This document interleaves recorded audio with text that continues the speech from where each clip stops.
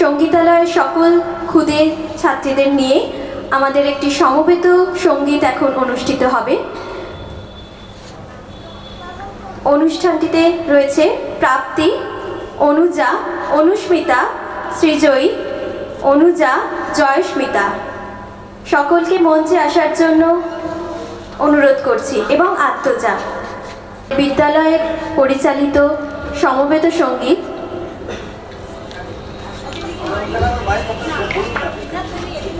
সমবেত সঙ্গীতে অংশগ্রহণ করেছে প্রাপ্তি, অনুজা, অনুস্মিতা, সৃজয়ী, আত্মজা এবং জয়স্মিতা।